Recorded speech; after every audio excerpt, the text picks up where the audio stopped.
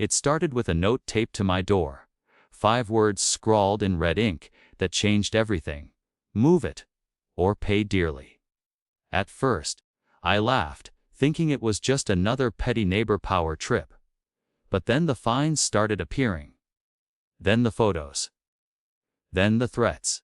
Before I knew it, I was trapped in a bizarre battle with people who swore they were protecting the community, even as they tried to tear my life apart. And the worst part, I still don't know who actually started it. So who do you fight when the whole neighborhood turns against you? Before everything unraveled, life in the neighborhood was almost painfully ordinary. The kind of place with neatly trimmed hedges, cul-de-sacs named after trees no one could identify, and mourning dog walkers who waved a little too cheerfully. For years, the community felt predictable in a comforting way. Quiet streets, familiar routines, and neighbors who mostly kept to themselves. The homeowner at the center of all this lived in a modest, but well-kept house tucked at the end of a curved street. They had chosen the neighborhood specifically for its peaceful atmosphere. A place where their kids could ride bikes without worry, where weekends were spent gardening or grilling, and where coming home always meant a soft exhale. For the longest time, that was exactly what they got. The HOA was there, of course. Always present, always watching. But back then, it felt like background noise. A monthly newsletter, a few reminders about lawn height or trash bins, nothing serious. The kind of oversight that most residents shrugged off as part of suburban life. The homeowner didn't mind it. They followed the rules, paid the dues, and did their best to stay invisible on the HOA's radar. But even in those early days, there were hints. Small, almost unnoticeable signs that the calm surface of the neighborhood wasn't as smooth as it seemed. A neighbor whose holiday decorations mysteriously disappeared overnight. Another who received a fine for a flower pot that was too brightly colored. A couple who quietly sold their home after a year-long dispute over the shade of their front door. People whispered about these things, but never too loudly. It was easier to pretend they were isolated incidents rather than symptoms of something much bigger. The homeowner kept their distance, believing that as long as they didn't draw attention to themselves, they'd stay out of trouble. They focused on their family, their job, and the routines that made life predictable. But even then, they sometimes felt the eyes of certain neighbors lingering a little too long. People who seemed to memorize every car that passed, every porch light that stayed on too late, every minor change in the neighborhood landscape. The first real shift happened slowly. So slowly that the homeowner didn't recognize it as the beginning of anything. It started with a single warning letter, slipped into their mailbox, phrased politely, but with an undertone they couldn't quite place. Nothing dramatic. Just a reminder about a small violation that didn't seem worth mentioning. The kind of letter most people would skim and forget. But it stuck with them. They reread it twice, puzzled. The issue didn't make sense. The claim didn't fit what they knew, and it didn't match anything they'd ever been told before. Still, they brushed it off, assuming it was an error or a misunderstanding, one that would disappear as quickly as it appeared. Except it didn't. From that moment on, the air in the neighborhood felt different. Something subtle had shifted. Neighbors who once waved now offered tight-lipped smiles. Conversations at the mailbox became shorter, filled with an odd stiffness. Cars slowed just slightly when passing the homeowner's property, as if checking for something out of place. Looking back, it was obvious this was the beginning, the first small crack in what had been a peaceful life. But at the time, The homeowner didn't realize they were standing at the edge of a storm. A dispute was brewing, one that would twist through petty rules, secret complaints, power trips, and a cascade of escalating demands. One that would expose just how far a community could go when a few determined people decided to turn order into obsession. And although the homeowner had no idea yet, the first warning letter was only the start. The real trouble, the kind that changes everything, was just about to surface. At first, the homeowner tried to ignore the shift in the neighborhood atmosphere. It was easier to believe the warning letter had been a glitch in the HOA system than to imagine someone had deliberately targeted them. But only a week later, another letter arrived. This one was sterner, carrying a tone that felt unmistakably personal.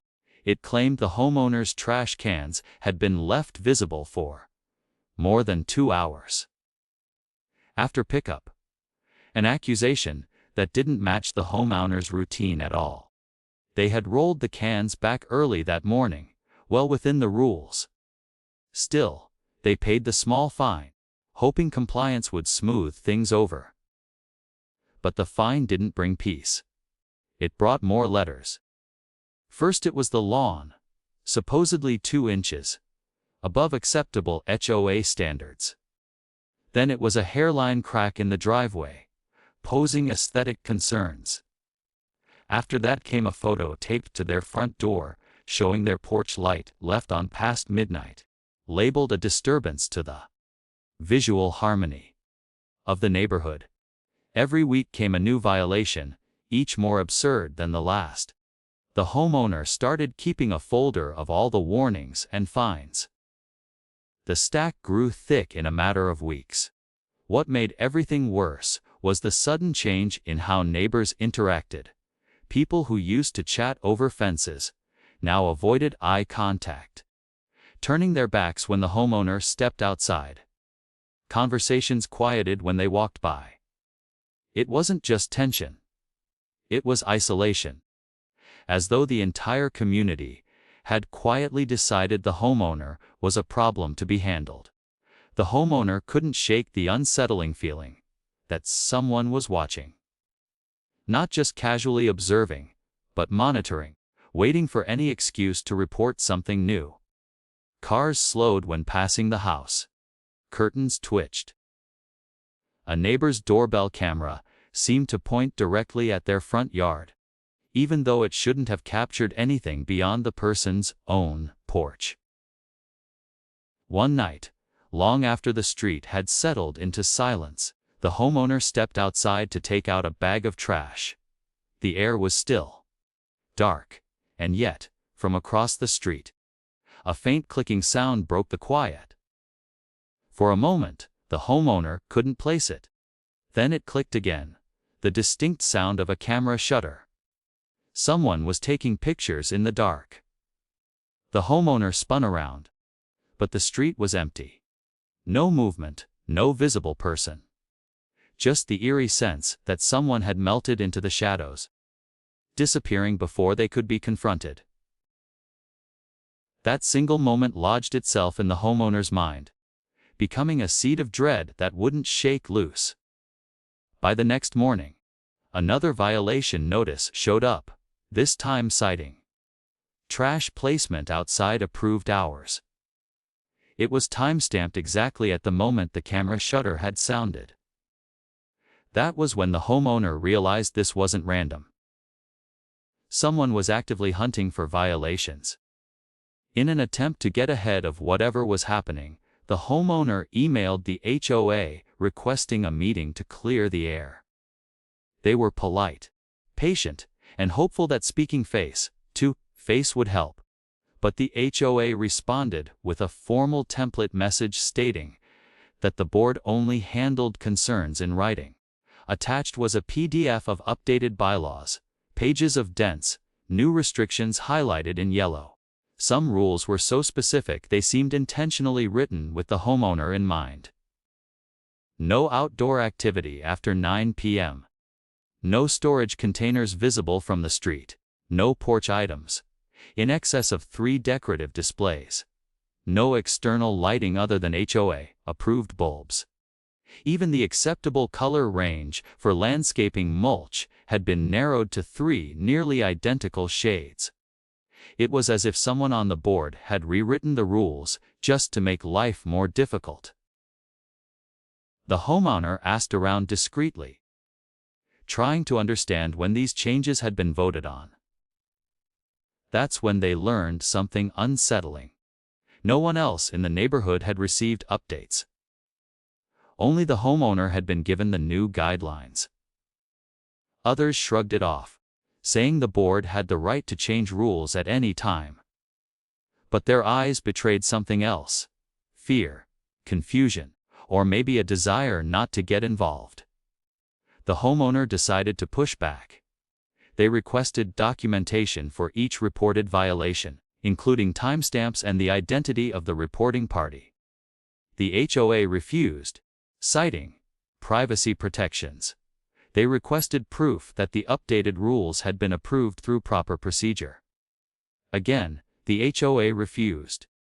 The homeowner even filed an official dispute, only to receive a vague response that their concerns were under internal review. Yet the violations kept arriving, and then the fines increased. What had once been small charges, $25 here, or $4 there, suddenly spiked into triple digits. A repeat offense. Fine appeared for a lawn issue that had already been resolved. Another arrived claiming improper storage of a garden hose. A third claimed the homeowner had placed holiday lights early, even though they hadn't decorated at all. Each envelope felt heavier than paper, heavier than ink. They carried an emotional weight that seeped into the homeowner's daily life. Sleep became restless. Meals felt rushed. Workdays were harder to focus through. Every time the homeowner drove home, their chest tightened as they approached the mailbox. The breaking point came on a windy morning when the homeowner found a final notice stating that unpaid fines had now escalated to the point of potential legal action and lien placement. The total balance, somehow, had tripled. That was the moment something snapped. The homeowner decided to investigate the HOA board directly. They dug through public records, board meeting minutes, and community forums. What they uncovered was more disturbing than anything they expected. The board president had a history of pushing out homeowners who didn't fit the neighborhood aesthetic. Several families had quietly sold their homes after extended disputes. One former resident had left a scathing online review detailing a year-long battle over landscaping plants. Another claimed the board had weaponized rules to target them after they complained about a nuisance neighbor. Somewhere in these stories was a pattern. People who questioned the board were gradually isolated, fined, pressured, and, eventually, forced to leave. And there was one name that appeared in complaint after complaint. The same board member who had recently taken charge of rule enforcement. The homeowner realized they weren't just dealing with petty neighbors or normal HOA strictness. They were dealing with someone who used power like a tool. Maybe even a weapon. Armed with the new knowledge, the homeowner decided to gather proof. They began recording their daily routines, documenting the state of their property. Stamping everything they did: trash placement, lawn care, porch maintenance. They set up their own cameras, not to spy, but to protect themselves. Within days, the footage started revealing things. A neighbor walking up the driveway at night and peeking around. The same car driving slowly past the house multiple times a day. Someone taking photos of the yard while pretending to walk a dog. A board member leaving a letter at the door and taking a picture before the homeowner had even stepped outside to retrieve it. The homeowner felt both validated and horrified. But the real shock came one afternoon when they returned home, to find a notice claiming that their backyard shed violated architectural guidelines. The problem: the homeowner didn't have a shed. They went into the backyard to confirm. No shed, no structure, nothing. It was a completely fabricated violation. The envelope also included a photo, an image of a shed supposedly on their property. But the background wasn't right. The fence was the wrong color. The siding didn't match. Someone had submitted a photo from another property entirely and labeled it as the homeowner's. It wasn't just harassment anymore.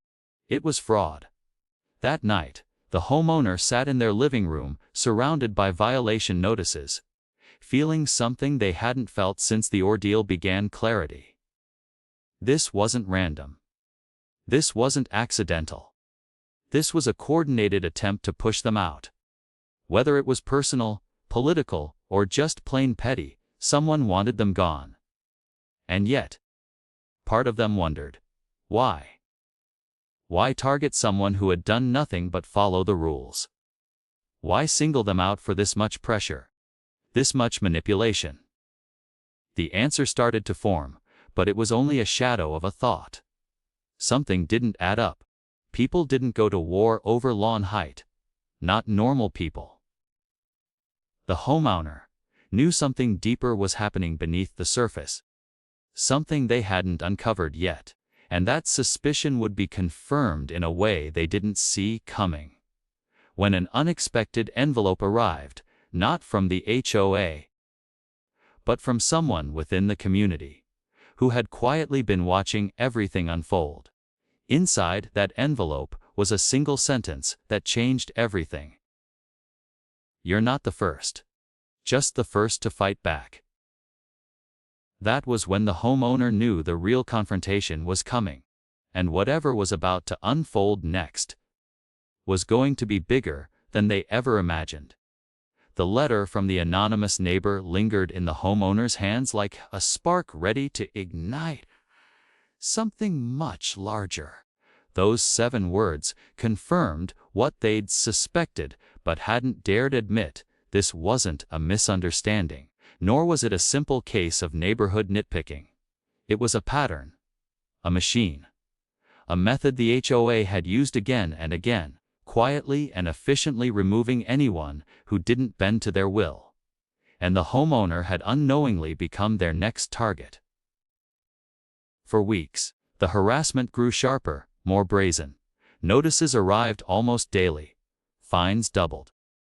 A warning appeared about unauthorized roofing materials, even though the shingles were the same ones approved when the house was built. Another cited excessive lawn shade, a complaint so ridiculous it bordered on parody. But the consequences weren't funny. Every violation pushed the balance higher. Every fee added weight to the threat looming over them a lien. Still, the homeowner refused to break. Something in them hardened. Fear shifted into resolve. Resolve became meticulous planning. They gathered months of documented evidence. Videos, timestamps, photos, screenshots, public records. They interviewed former residents who quietly admitted they'd been pressured out. They printed everything, sorted it, and assembled a thick binder that felt less like paperwork and more like a weapon. But they knew evidence alone wouldn't end this. The HOA thrived in the shadows, pushing people out through quiet intimidation, not public confrontation. If this was going to stop, really stop, it had to be dragged into the light.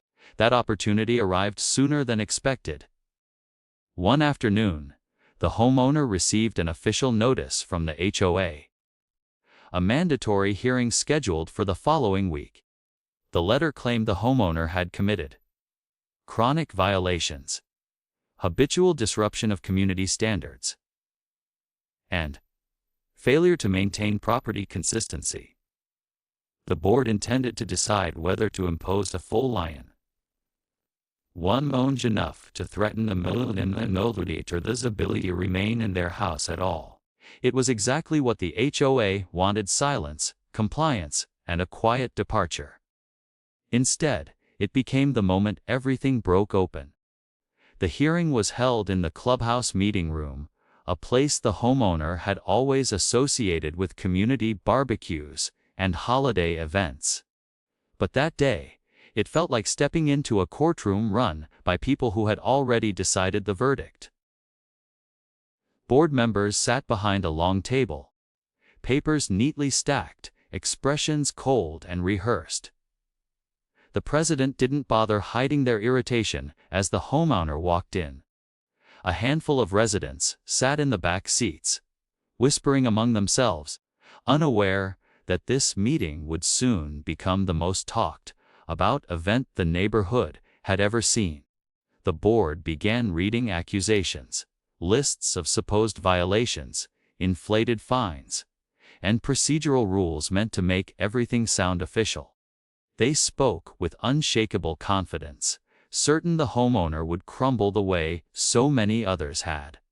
What they didn't expect was for the homeowner to open a thick binder and place it gently on the table. The shift in the room was immediate, subtle, but unmistakable. The homeowner remained calm, but inside, adrenaline surged. Every instance of humiliation, fear, stress, and pressure had led to this moment. The rising action of months of harassment converged into one feeling that pulsed through their body. This was their chance. They began unveiling the evidence one careful piece at a time. First came the timestamps proving the trash-can violation was fabricated.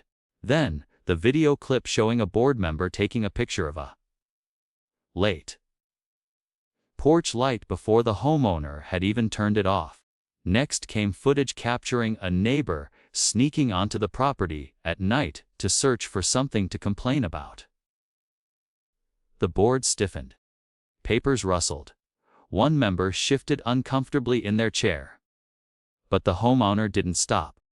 They presented photos revealing the so-called SHID violation was a completely different yard, different fence, different siding, different property altogether. They produced documentation proving that the updated bylaws had never been shared community-wide.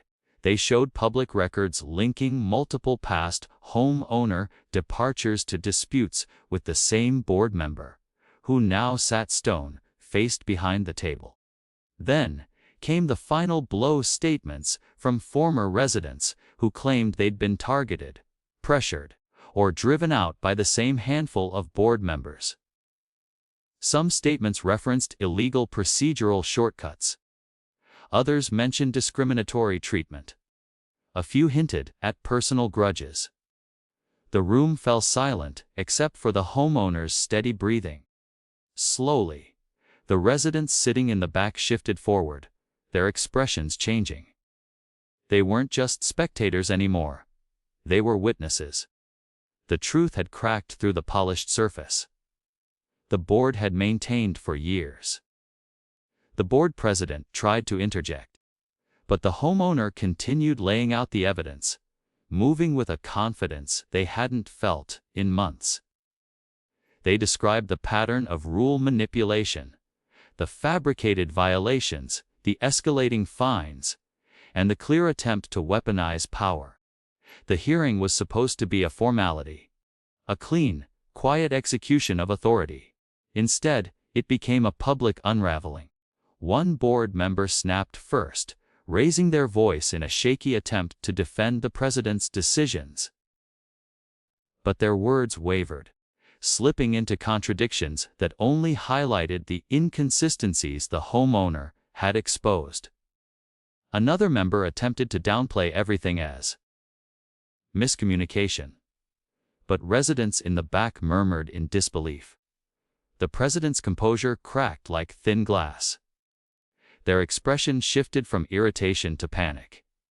They tried to regain control, flipping through violations, pointing to procedures, insisting that everything had been done properly. But the pile of evidence, the timestamps, the videos, the fraudulent shed photo, the statements, rendered every defense hollow. And then came the moment that fractured the board from the inside. One of the quieter members, someone who had always seemed uneasy at meetings, finally broke their silence. Their voice wasn't loud, but it carried enough force to silence the entire room.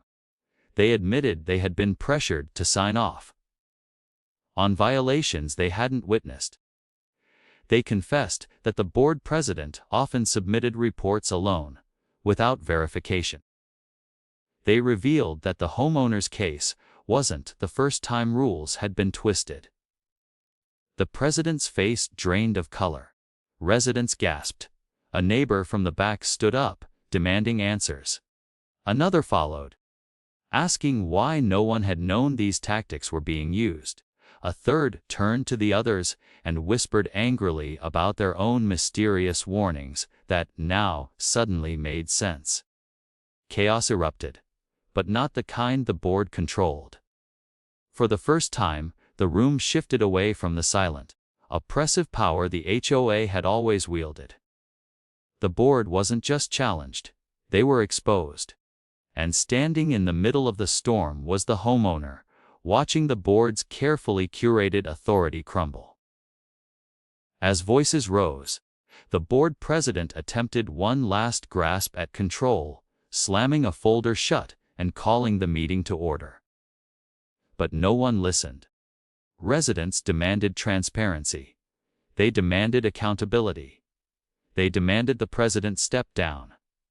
The homeowner didn't raise their voice. They didn't need to. Their evidence had spoken for them. As the meeting spiraled and residents turned on the very people who had once intimidated them, the homeowner felt something they hadn't felt since the first warning letter arrived. The weight finally beginning to lift. The board president abruptly adjourned the hearing, face flushed, hands trembling, unable to regain the upper hand. They stormed out of the room, followed by two board members who looked equally defeated. The remaining member lingered, offering a quiet, almost apologetic glance before slipping out as well. The homeowner closed their binder. Around them, neighbors whispered, exchanged stunned looks, and for the first time, regarded the homeowner not with suspicion, but respect. The tide had turned. Yet as the homeowner stepped outside into the cool air, they couldn't shake one final thought. The battle wasn't over. Not yet.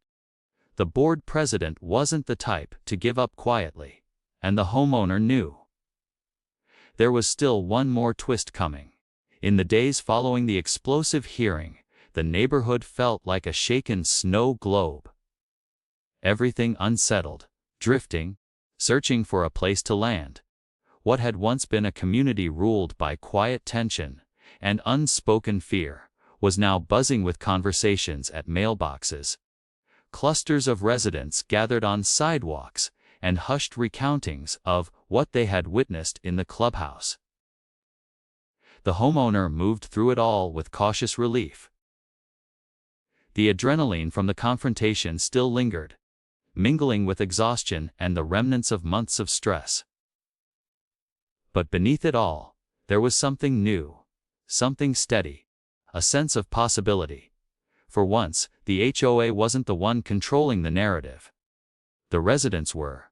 Within 48 hours, the board president sent out a terse, defensive email insisting the hearing had been misinterpreted, that the accusations were unfounded, and that certain individuals were attempting to undermine community cohesion. The message was riddled with legal jargon, trying to reframe the confrontation as a misunderstanding. But it was too late. People had seen the cracks. They had heard the confessions. They had watched the president lose their grip, not because of disrespect, but because their authority had been revealed as a facade. Emails from residents flooded back, demanding transparency, calling for the release of bylaw updates, asking for financial reports, requesting minutes from past meetings. It was the first time in years, maybe ever, that the community had collectively pushed back. The president went silent. 2 days later, they resigned. The announcement was brief, cold, and devoid of apology. But its impact rippled through the neighborhood like a long-awaited exhale. 2 other board members followed, citing personal reasons. The remaining member who had spoken up at the hearing agreed to serve temporarily while a new election was organized. For the homeowner, the news brought a release so profound it felt physical. The fear that had once knotted around their chest unclenched. The house once again felt like a home instead of a pressure chamber. Even the air outside seemed lighter. But the aftermath wasn't as simple as a few resignations. There were the fines, piled high, unjust, and lingering. There were the fabricated violations that could have escalated into legal trouble. There were months of stress, sleepless nights, and isolation to account for. Residents, especially those who had attended the hearing, approached the homeowner with a mix of apology and admiration. Some admitted they'd suspected something was wrong for years, but hadn't felt brave enough to speak out. Others shared stories of strange warnings they'd received, moments they'd brushed aside, and interactions that now felt sinister in hindsight. For the first time, the homeowner wasn't standing alone. The isolation that had once surrounded their house, like a fog, had been replaced with support, understanding, and a collective desire to rebuild trust within the community. The temporary board member, the one who had exposed the president's pressure, approached the homeowner directly. They apologized not just for their part in the situation, but for failing to act sooner. Their remorse was genuine, and the homeowner accepted it. Not because it erased the past, but because it represented progress. The first priority was clearing the homeowner's record. Within a week, the temporary board reviewed every violation, fine, and report filed against the homeowner. Each was examined against the homeowner's documented evidence. One after another, they fell apart, fabricated, exaggerated, misreported, or outright invented. Every single fine was wiped clean. Every warning was erased. The homeowner's record was restored to the spotless standing it had before the harassment began. Next came the community-wide audit. For the first time, residents learned how many bylaw changes had been pushed through without proper voting. Some rules had been implemented solely by the president, bypassing procedure entirely. Others had been selectively enforced, used more as leverage than guidance. There were even expenses, thousands of dollars, unaccounted for, spent without approval. The revelations hit the neighborhood hard. Anger simmered. Shock held people in place. But underneath it all was a sense of unity. A shared understanding that the problem hadn't been the community. It had been the people controlling it. A new election was scheduled. Not a closed-door decision or a quiet appointment, but a public vote with clear guidelines, transparency, and open nominations. Residents who had previously avoided involvement now stepped forward, determined to take back the community they'd once been proud of. Even the homeowner was encouraged to run. Several neighbors suggested it, citing the strength and clarity they'd shown during the confrontation. But the homeowner declined. They didn't want power, they wanted peace. They wanted their neighborhood back, not a seat at the head table. Instead, they offered to serve on a volunteer committee to review past grievances and help implement fair procedures moving forward. It felt like the right balance. Participation without becoming the next enforcer of rules. As weeks passed, the neighborhood slowly transformed. People smiled again. Conversations grew warmer. Children played outside without the sense of invisible scrutiny. The homeowner began to recognize something they hadn't felt since the ordeal began: safety. But the biggest shift came during the first meeting of the newly elected board. The clubhouse was packed. Every seat filled. Residents stood along the walls, eager to witness a fresh start. The new president, a level-headed neighbor with no interest in using the role for power, opened the meeting by addressing the entire community, acknowledging the failures of the past, and outlining a plan for open processes, fair enforcement, and resident involvement. Then, to everyone's surprise, they invited the homeowner to share their experience. It wasn't a speech of anger or accusation. The homeowner spoke calmly about what had happened, how it had felt, and why no one should ever face that level of pressure or manipulation within their own neighborhood. They emphasized that rules weren't the problem. Abuse of rules was. Communities didn't fall apart from minor disagreements, but from silence in the face of mistreatment. The room listened with rapt attention. Some nodded. Some wiped their eyes. And when the homeowner finished, the room erupted in applause. Not out of pity, but respect. The story had become more than a personal victory. It had become a turning point for everyone. Still, the shadows of what happened didn't disappear completely. There was healing to do, trust to rebuild, and the homeowner knew they would never forget the months when their life felt under siege. But they also understood something profound: the same community that had once watched silently had ultimately stood beside them. People could change. Systems could be rebuilt.